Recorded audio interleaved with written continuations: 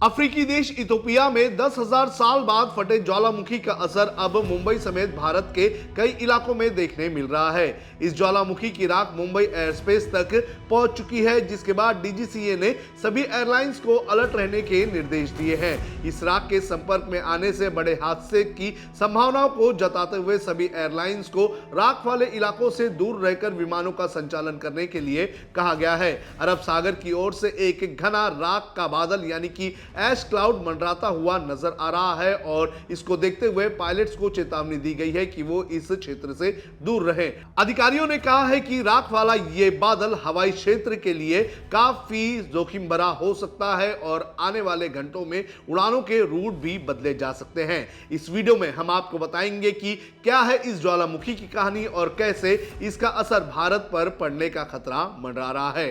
नमस्कार, आप देख रहे हैं लोकमत हिंदी। मेरा नाम है सोनू कनौजिया।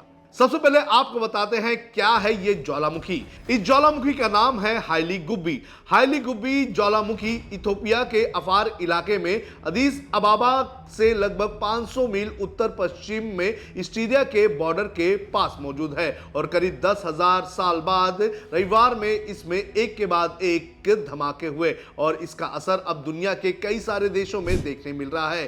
पहले इसका असर यमन और ओमान में देखने मिला था, लेकिन अब इसकी राख लगभग 3,800 किलोमीटर दूर मुंबई तक पहुंच चुकी है। हाइली गुब्बी ज्वालामुखी लगभग 500 मीटर की ऊंचाई पर है। यह रिफ्ट वैली में स्थित है, जो बहुत ही ज्यादा जियोलॉजिकल एक्टिविटी वाला एक जोन है। ये दो टेक्टोनिक प्लेट्स से मिलती है। वीएसीसी ने कहा है कि ज्वालामुखी से राख के बादल यमन, ओमान, भारत और उत्तरी पाकिस्तान के ऊपर से गुजर रहे हैं। अफार इलाके में भूकंप का भी खतरा मंडरा रहा है। स्मिथसोनियन इंस्टीट्यूशन के ग्लोबल वॉल्केनिज्म प्रोग्राम ने कहा है कि हाइली गुब्बी में होलोसीन के दौरान कोई भी विस्फोट नहीं हुआ है, जो लगभग 12,000 साल पहले आखिरी आइस एज के आखिर में शुरू हुआ था। मिशिगन टेक्नोलॉजिकल यूनिवर्सिटी में ज्वालामुखी विशेषज्ञ और प्रोफेसर साइमन कार्न ने ब्लू स्काई पर पुष्टि की है कि हाइली गुब्बी में होलोसीन विस्फोट का कोई भी रिकॉर्ड नहीं है।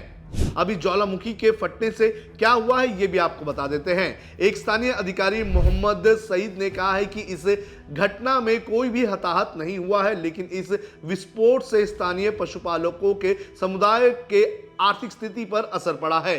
सईद ने कहा है कि हाइली गुब्बी ज्वालामुखी के फटने का पहला कोई रिकॉर्ड नहीं था और उन्हें वहां रहने वाले लोगों की अब रोजी रोटी का डर है। उन्होंने कहा कि हालांकि अभी तक के किसी इंसान की जान या जानवरों का नुकसान नहीं हुआ है, लेकिन कई गांव राख से ढक चुके हैं और इसकी वजह से जानवरों के पास खाने के लिए कुछ भी सामान नहीं है। अब इसका भारत पे क्या असर होगा ये भी आपको बता देते हैं। इंडिया मेट स्काई वेदर ने सोमवार की शाम एक्स पर एक पोस्ट किया था और उसमें उन्होंने लिखा था कि राख का बादल उत्तर भारत की ओर बढ़ सकता है। हाइली गुब्बी ज्वालामुखी क्षेत्र से गुजरात तक एक बड़ा राख का बादल दिखाई दे रहा है। ज्वालामुखी का विस्फोट तो थम गया है, लेकिन ये राख का बादल वायुमंडल में उठ चुका है। ये 100 से 120 किलोमीटर प्रति घंटा की रफ्तार से उत्तर भारत की ओर बढ़ रहा है। ये बादल आकाश में 15,000 से 25,000 फुट से लेकर 45,000 फुट तक की ऊंचाई में फैला हुआ है और इसमें मुख्य रूप से ज्वालामुखी की राख, सल्फर डाइऑक्साइड और कुछ छोटे छोटे कांच चट्टान के कण भी शामिल हैं। इससे आकाश में सामान्य से अधिक अंधेरा दिख सकता है और हवाई यातायात प्रभावित हो सकती है। इससे उड़ानों में देरी और यात्रा लंबी हो सकती है।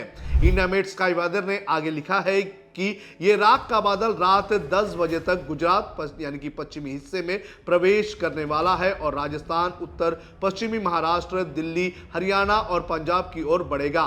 बाद में ये हिमालय और अन्य क्षेत्रों को भी प्रभावित कर सकता है। आकाश सामान्य से अधिक धुंधला दिखेगा। इससे दिल्ली की हवा और भी खराब हो सकती है।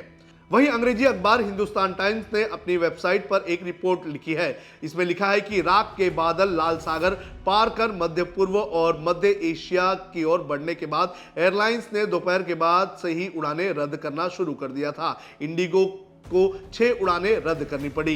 इनमें से एक उड़ान मुंबई से थी, जबकि अन्य रद्द की गई उड़ानें दक्षिण भारत से आ रही थी। मुंबई हवाई अड्डे के एक अधिकारी ने कहा है कि उड़ानें पाकिस्तान के हवाई क्षेत्र से फिर से निर्धारित की जा रही है। पाकिस्तान का हवाई क्षेत्र भारतीय एयरलाइंस के लिए बंद है, इसलिए भारतीय एयरलाइंस पर इसका असर पड़ने की संभावना है।